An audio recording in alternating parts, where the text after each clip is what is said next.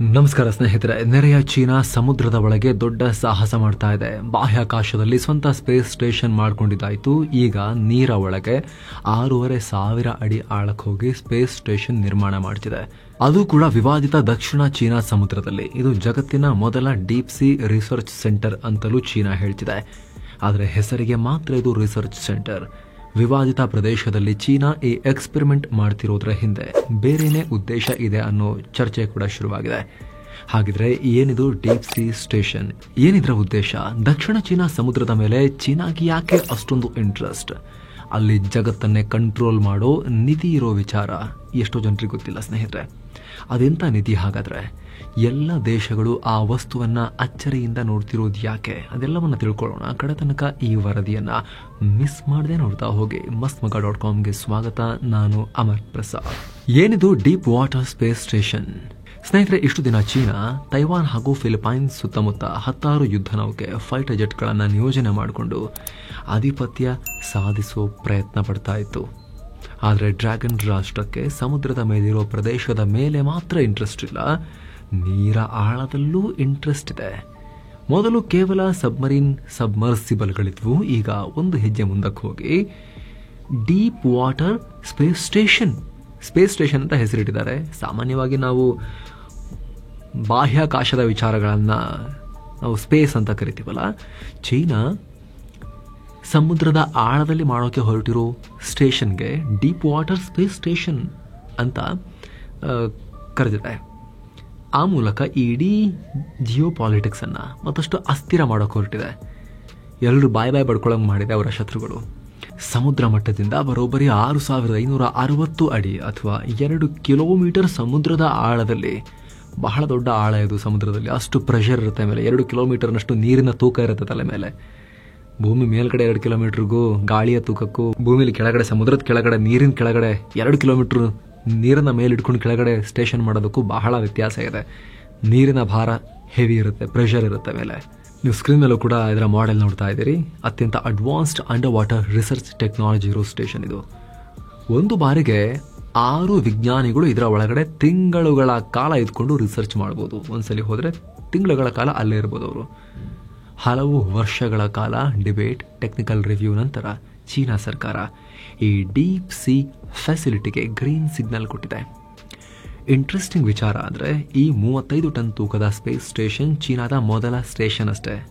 ಮುಂದೆ ಇದರ 100 ಪಟ್ಟು ಆಲ್ಮೋಸ್ಟ್ 3,000 ಟನ್ ತೂಕದ ರಿಸರ್ಚ್ ಸೆಂಟರ್ ನಿರ್ಮಾಣ ಮಾಡ್ತೀವಿ ಅಂತ ಚೀನಾ ಹೇಳ್ತಾ ಇದೆ. 3,000 ಟನ್ ಅಂದರೆ ಇಂಟರ್ನ್ಯಾಷನಲ್ ಸ್ಪೇಸ್ ಸ್ಟೇಷನ್ಗಿಂತ ಮೇಲಿದೆಯಲ್ಲ, ಅದಕ್ಕಿಂತ 6 ಪಟ್ಟು ದೊಡ್ಡದು. ಸಾಮಾನ್ಯ ವಿಚಾರ ಅಲ್ಲ ಇದು. ಆಗಲೇ ಹೇಳಿದ ಹಾಗೆ ವಿಪರೀತ ನೀರಿನ ಪ್ರೆಷರ್ ಇರುತ್ತೆ. ಅಷ್ಟು ಆಳಕ್ಕೆ ಹೋಗೋದು ಸುಮ್ಮನೆ ಅಲ್ಲ.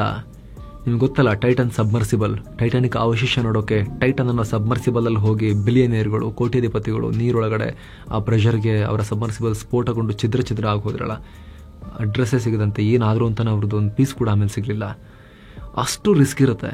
ಆದರೂ ಚೀನಾ ಸಮುದ್ರದ ಆಳದಲ್ಲಿ ಈ ಸಾಹಸಕ್ಕೆ ಕೈ ಹಾಕಿದೆ. ಏನು ಉದ್ದೇಶ ಹಾಕಿದ್ರೆ? ಯಾಕೆ ಮಾಡ್ತಾ ಇದೆ ಚೀನಾ?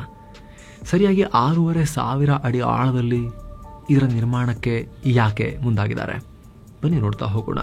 ಸ್ನೇಹಿತರೆ, ವರದಿಯಲ್ಲಿ ಮುಂದುವರಿಯೋ ಮೊದಲು ಬ್ಯಾಂಕಾಕ್ ಪಟಾಯಾಗೆ 7 Sands ಟೂರಿಸಂ ಕಂಪನಿ ಟ್ರಿಪ್ ಆಯೋಜನೆ ಮಾಡಿದೆ. ಕೇವಲ 63,500 ರೂಪಾಯಿಗೆ 4 ನೈಟ್ 5 ಡೇಸ್ ಥೈಲ್ಯಾಂಡ್ ಟ್ರಿಪ್ ತಂದಿದ್ದಾರೆ. ಈ ಪ್ಯಾಕೇಜ್ ನಲ್ಲಿ flight tickets, 3 star hotel stay, all meals, AC transport ವ್ಯವಸ್ಥೆ, tiger park, Pattaya city tour, coral island tour with speed boat, Alcazar show, Bangkok city tour, safari world, 24/7 Kannada tour manager, ಹಿರಿಯ ನಾಗರಿಕರಿಗೆ ವಿಶೇಷ care, travel insurance ಎಲ್ಲ ಸೇರಿ 63,500 ರೂಪಾಯಿ. ಹೊರಡೋ ದಿನ 14 April 2025. ಕೆಲವೇ ಸೀಟುಗಳು ಲಭ್ಯ. ಆಸಕ್ತರು ಈ ನಂಬರ್ಗೆ ಕಾಲ್ ಮಾಡಿ ನಿಮ್ಮ ಸೀಟನ್ನ ಕೂಡ ಬುಕ್ ಮಾಡಿ. ಬನ್ನಿ ಈಗ ವರದಿಯಲ್ಲಿ ಮುಂದುವರಿಯೋಣ. ಮೀಥೇನ್ ಗಣಿ ಮೇಲೆ ಡ್ರ್ಯಾಗನ್ ಕಣ್ಣು. ಸ್ನೇಹಿತರೆ, ಈ ರಿಸರ್ಚ್ ಸೆಂಟರ್ ನಿರ್ಮಾಣ ಆಗ್ತಿರೋದು ಕೋಲ್ಡ್ ಸೀಪ್ ಪ್ರದೇಶದಲ್ಲಿ. ಕೋಲ್ಡ್ ಸೀಪ್ ಪ್ರದೇಶ ಅಂದ್ರೆ ಸಮುದ್ರದಲ್ಲಿ ಮೀಥೇನ್, ಹೈಡ್ರೋಜನ್ ಸಲ್ಫೈಡ್ ಹಾಗೂ ಇತರ ಹೈಡ್ರೋಕಾರ್ಬನ್ ಹೆಚ್ಚಾಗಿರೋ ಪ್ರದೇಶ. ನಿಮ್ಗೆ ಗೊತ್ತಿರಲಿ, ಪೆಟ್ರೋಲಿಯಂ ಕೂಡ ಒಂದು ಹೈಡ್ರೋಕಾರ್ಬನ್ ಉತ್ಪನ್ನ. ಚೈನಾ ಇಲ್ಲಿ ಹೈಡ್ರೋಕಾರ್ಬನ್ ಹುಡುಕೋಕೆ ಸ್ಕೆಚ್ ಹಾಕ್ತಾ ಇದೆ. ಅಂದ್ರೆ ಪೆಟ್ರೋಲಿಯಂನಂತಹ ಬೆಲೆ ಬಾಳೋ ವಸ್ತುವನ್ನ ಹುಡುಕ್ತಾ ಇದೆ ಅನ್ನೋದ್ರಲ್ಲಿ ಯಾವುದೇ ಡೌಟ್ ಇಲ್ಲ. ಸಮುದ್ರದ ತಳಭಾಗದಲ್ಲಿ ಟೆಕ್ಟಾನಿಕ್ ಪ್ಲೇಟ್ಗಳ ಆಕ್ಟಿವಿಟಿಯಿಂದ ಹೈಡ್ರೋಕಾರ್ಬನ್ಗಳು ನೀರಿಗೆ ರಿಲೀಸ್ ಆಗ್ತವೆ. ಈ ಹೈಡ್ರೋಕಾರ್ಬನ್ಸ್ ಬಂದು ಸೆಟಲ್ ಆಗೋದು ಇದೇ ಕೋಲ್ಡ್ ಸೀಪ್ ಜಾಗಗಳಲ್ಲಿ. ಇಲ್ಲಿ ಸರಾಸರಿ ಟೆಂಪರೇಚರ್ ಕೇವಲ 2.5 ಡಿಗ್ರಿ ಸೆಲ್ಸಿಯಸ್ ಇರುತ್ತೆ. ಆದರೂ ಚೀನಾ ರಿಸ್ಕ್ ತಗೊಂಡು ರಿಸರ್ಚ್ ಸೆಂಟರ್ ನಿರ್ಮಾಣ ಮಾಡ್ತಿರೋದಕ್ಕೆ ಕಾರಣ ಹೈಡ್ರೋಕಾರ್ಬನ್, ಮೀಥೇನ್ ಹೈಡ್ರೇಟ್. ಹಾಗಿದ್ರೆ ಏನಿದು ಮೀಥೇನ್ ಹೈಡ್ರೇಟ್? ದಕ್ಷಿಣ ಚೀನಾ ಸಮುದ್ರದಲ್ಲಿ 37ರಿಂದ 117 ಬಿಲಿಯನ್ ಟನ್ ತೈಲಕ್ಕೆ ಸಮನಾದಷ್ಟು ಮೀಥೇನ್ ಹೈಡ್ರೇಟ್ ನಿಕ್ಷೇಪ ಇದೆ ಅನ್ನೋ ಅಂದಾಜಿದೆ. ಈ ಮ್ಯಾಪ್ ಒಂದ್ಸಲ ನೋಡಿ ಸ್ನೇಹಿತರೆ. ಹಳದಿ ಬಣ್ಣದಲ್ಲಿ ಕಾಣ್ತಿರೋದೆಲ್ಲ ಮೀಥೇನ್ ಹೈಡ್ರೇಟ್ಸ್ ನಿಕ್ಷೇಪ. ಹೆಚ್ಚಿನ ನಿಕ್ಷೇಪ ಇರೋದು ಫಿಲಿಪೈನ್ಸ್ ಜಲಭಾಗದಲ್ಲಿ. ಹಾಗಿದ್ರೆ ನಿಜಕ್ಕೂ ಚೀನಾಗೆ ಇದರಿಂದ ಉಪಯೋಗ ಏನು? ಹೊತ್ತಿ ಉರಿಯೋ ಐಸ್ ಪೆಟ್ರೋಲಿಯಂಗಿಂತ ಪವರ್ಫುಲ್. ಎಸ್ ಸ್ನೇಹಿತರೆ, ಮೀಥೇನ್ ಹೈಡ್ರೇಟ್ ಅನ್ನ ಫೈರ್ ಐಸ್ ಅಥವಾ ಬೆಂಕಿಯ ಮಂಜುಗಡ್ಡೆ ಅಂತ ಕರೀತಾರೆ. ಯಾಕಂದ್ರೆ ಇದು ನೋಡೋಕೆ ಐಸ್ ತರನೇ ಇರುತ್ತೆ, ಆದರೆ ಇದರ ಒಳಗೆ ಮೀಥೇನ್ ಗ್ಯಾಸ್ ಟ್ರ್ಯಾಪ್ ಆಗಿರೋದ್ರಿಂದ ಬೆಂಕಿ ಕೊಟ್ರೆ ಉರಿಯುತ್ತೆ. ಯಾಕಂದ್ರೆ ಮೀಥೇನ್ LPG ರೀತಿ ಒಂದು ಇನ್ಫ್ಲೇಮೇಬಲ್ ಗ್ಯಾಸ್, ಅಂದ್ರೆ ಉರಿಯುವ ಅನಿಲ.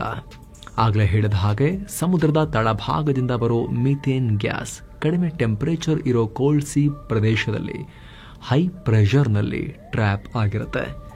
ಇದನ್ನ ಸಮುದ್ರದಿಂದ ತೆಗೆದು ಡಿಪ್ರೆಷರೈಸ್ ಮಾಡಿದಾಗ ಅಥವಾ ಪ್ರೆಷರ್ ಕಮ್ಮಿ ಮಾಡಿದಾಗ ಮೀಥೇನ್ ಗ್ಯಾಸ್ ಸಿಗುತ್ತೆ. ಒಂದು ಅಂದಾಜಿನ ಪ್ರಕಾರ ಜಗತ್ತಿನ ತುಂಬ ಇರೋ ಪೆಟ್ರೋಲಿಯಂ ನಿಕ್ಷೇಪದಿಂದ ಎಷ್ಟು ಶಕ್ತಿ ಸಿಗುತ್ತೋ ಅದಕ್ಕಿಂತ ಹೆಚ್ಚಿನ ಶಕ್ತಿ ಮೀಥೇನ್ ಹೈಡ್ರೇಟ್ ನಿಕ್ಷೇಪದಲ್ಲಿದೆ. ಈ ಮ್ಯಾಪ್ ಒಂದ್ಸಲ ನೋಡಿ, ಅದರಲ್ಲೂ ಭಾರತ ನೋಡಿ. ಚೀನಾದಷ್ಟೇ ಮೀಥೇನ್ ಹೈಡ್ರೇಟ್ ನಿಕ್ಷೇಪ ಭಾರತದಲ್ಲಿದೆ. ಇನ್ಫ್ಯಾಕ್ಟ್ ಆಲ್ಮೋಸ್ಟ್ ಎಲ್ಲ ಖಂಡಗಳ ಕರಾವಳಿಯಲ್ಲೂ ಇದೆ. ಆದರೆ ಭಾರತ ಸೇರಿದಂತೆ ಯಾವ ರಾಷ್ಟ್ರನೂ ಇದರ ಬಗ್ಗೆ ಹೆಚ್ಚು ತಲೆ ಕೆಡಿಸ್ಕೊಂಡಿಲ್ಲ.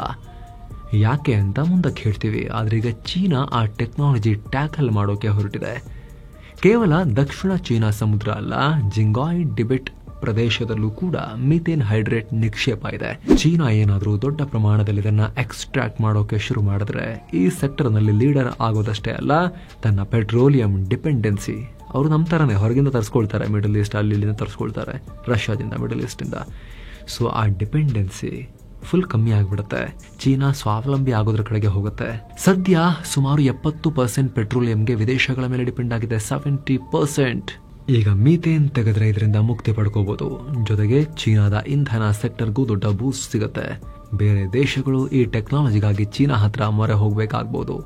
ಚೀನಾ ಮುಂದೆ ಮೀಥೇನ್ ಎಕ್ಸ್ಟ್ರಾಕ್ಷನ್ ಟೆಕ್ನಾಲಜಿ ಹಾಗೂ ಮೀಥೇನ್ ಗ್ಯಾಸ್ ಎಕ್ಸ್ಪೋರ್ಟ್ ಮಾಡೋ ರಾಷ್ಟ್ರ ಕೂಡ ಆಗ್ಬೋದು. ಜೊತೆಗೆ ಇದು ಕೋಲ್ ಅಥವಾ ಕಲ್ಲಿದ್ದಲಿನ ಅರ್ಧದಷ್ಟು ಕಾರ್ಬನ್ ಡೈಆಕ್ಸೈಡ್ ಎಮಿಷನ್ ಮಾಡುತ್ತೆ. ಪೆಟ್ರೋಲಿಗೆ ಕಂಪೇರ್ ಮಾಡಿದ್ರು ಒಂದು ಸ್ವಲ್ಪ ಪೆಟ್ರೋಲ್ಗಿಂತಲೂ ಕಮ್ಮಿ. ಹಾಗಾಗಿ ಇದು ಒಂದು ಮಟ್ಟಿಗೆ ಕ್ಲೀನ್ ಪಳೆಯುಳಿಕೆ ಇಂಧನ, ಒಂದು ಮಟ್ಟಿಗೆ ಕ್ಲೀನ್ ಫಾಸಿಲ್ ಫ್ಯೂಲ್. ಹಾಗಾಗಿ ಭವಿಷ್ಯದಲ್ಲಿ ಇದು ಪೆಟ್ರೋಲಿಯಂಗೆ ಪರ್ಯಾಯ ಆಗೋ ಲಕ್ಷಣಗಳು ಕೂಡ ಇವೆ, ಸಾಧ್ಯತೆಗಳಿದ್ದೇ ಇದೆ. ಆದ್ರೆ ಒಂದು ಸಮಸ್ಯೆ ಏನು ಅಂದ್ರೆ ಮೀಥೇನ್ ಗ್ಲೋಬಲ್ ವಾರ್ಮಿಂಗ್ಗೆ ಕಾರ್ಬನ್ ಡೈಆಕ್ಸೈಡ್ಗಿಂತ ಹೆಚ್ಚು ಕೊಡುಗೆ ಕೊಡುತ್ತೆ, ಹೆಚ್ಚು ಅಪಾಯಕಾರಿ. ಇದೇ ಕಾರಣಕ್ಕೆ ಜಗತ್ತಿನ ಕೈ ಹಾಕಿಲ್ಲ. ಒಂದು ವೇಳೆ ಹೊರತೆಗೆಯುವಾಗ ವಾತಾವರಣಕ್ಕೆ ಸೇರ್ಕೊಂಡ್ರೆ ಭೂಮಿ ಮೇಲೆ ದುರಂತನೇ ಆಗ್ಬೋದು. ಆದರೆ ಚೀನಾ ನಮಗೆ ಏನು ಗ್ಲೋಬಲ್ ವಾರ್ಮಿಂಗ್ ಆದ್ರೆ ಅಂತ ತೋಡೋಕೆ ಹೊರಟಿದೆ. ವಾತಾವರಣಕ್ಕೆ ನೇರವಾಗಿ ಮೀಥೇನ್ ರಿಲೀಸ್ ಆಗದಂತೆ ಹಾರ್ವೆಸ್ಟ್ ಮಾಡ್ತೀವಿ ಅಂತ ಹೊರಟಿದೆ. ಸಬ್ಮರ್ಸಿಬಲ್ ಸಹವಾಸ ಸಾಕು. ಸ್ನೇಹಿತರೆ, ಡೀಪ್ ಸಿ ಎಕ್ಸ್ಪ್ಲೋರೇಷನ್ ನಲ್ಲಿ ಇದುವರೆಗೆ ಸಬ್ಮರ್ಸಿಬಲ್ಗಳ ಬಳಕೆ ಇತ್ತು. ಆದರೆ ಸಬ್ಮರ್ಸಿಬಲ್ಗಳ ಗಾತ್ರ ಕಮ್ಮಿ, ಹೆಚ್ಚು ಜನರನ್ನ ಹೊತ್ಕೊಂಡು ಹೋಗೋಕ್ಕಾಗಲ್ಲ, ಜಾಸ್ತಿ ಹೊತ್ತು ಆಪರೇಟ್ ಮಾಡೋಕ್ಕಾಗಲ್ಲ, ಕೆಲ ಗಂಟೆಗಳಷ್ಟೇ ನೀರೊಳಗಿರ್ಬೋದು. ಇದೇ ಕಾರಣಕ್ಕೆ ಚೀನಾ ಪರ್ಮನೆಂಟ್ ಸ್ಟೇಷನ್ ನಿರ್ಮಾಣ ಮಾಡೋಕೆ ಮುಂದಾಗಿದೆ. ಮೊದಲು ನಿರ್ಮಾಣ ಆಗ್ತಿರೋದು ಡ್ರ್ಯಾಗನ್ ಪ್ಯಾಲೇಸ್ ನಂಬರ್ 1 ಅನ್ನೋ ಸ್ಟೇಷನ್. ಆಗಲೇ ಹೇಳಿದ ಹಾಗೆ 35 ಟನ್ ತೂಕ ಇದೆ. ಇದಾದ್ಮೇಲೆ 300 ಟನ್, 1500 ಟನ್, 3000 ಟನ್ ಗಾತ್ರದ ಡೀಪ್ ಸಿ ಸ್ಟೇಷನ್ ನಿರ್ಮಾಣದ ಪ್ಲಾನ್ ಇದೆ ಅಂತ ಚೈನೀಸ್ ವಿಜ್ಞಾನಿಯೊಬ್ರು ಹೇಳಿದ್ದಾರೆ. ಜೊತೆಗೆ ಇವು ಮೊಬೈಲ್ ಸ್ಟೇಷನ್ಗಳು, ನೀರೊಳಗೆ ಸಬ್ಮರೀನ್ ತರ ಓಡಾಡ್ತಾ ಹೋಗ್ಬೇಕಾದ್ರೆ ನ್ಯೂಕ್ಲಿಯರ್ ಪವರ್ ಮೂಲಕ ಕೆಲಸ ಮಾಡ್ತವೆ. ಸ್ಟೇಷನ್ ಅಲ್ಲೇ ರೊಬೋಟಿಕ್ ಸಬ್ಮರ್ಸಿಬಲ್ ಕೂಡ ಇರ್ತವೆ. ಈ ಸಬ್ಮರ್ಸಿಬಲ್ಗಳು ಸಿ ಬೆಡ್ ವರೆಗೆ ಅಂದ್ರೆ ಸಮುದ್ರದ ತಳಕ್ ಹೋಗಿ ರಿಸರ್ಚ್ ಮಾಡ್ತವೆ. ಸದ್ಯದ ಮಾಹಿತಿ ಪ್ರಕಾರ ಶೀಘ್ರದಲ್ಲಿ ಚೀನಾ 35 ಟನ್ ಸ್ಪೇಸ್ ಸ್ಟೇಷನ್ ನಿರ್ಮಾಣ ಕೆಲಸವನ್ನ ಶುರು ಮಾಡಿಸಿದೆ. 2030ಕ್ಕೆ ಆಪರೇಷನ್ ಶುರು ಮಾಡುತ್ತೆ ಅನ್ನೋ ಮಾಹಿತಿ ಕೂಡ ಇದೆ. ಇದರ ಬಗ್ಗೆ ನಿಮ್ಮ ಒಪಿನಿಯನ್ ಏನು? ಕಾಮೆಂಟ್ ಮಾಡಿ ತಿಳಿಸಿ. ಮತ್ತೆ ಭೇಟಿ ಆಗ್ತಿರೋಣ. ನಮಸ್ತೆ.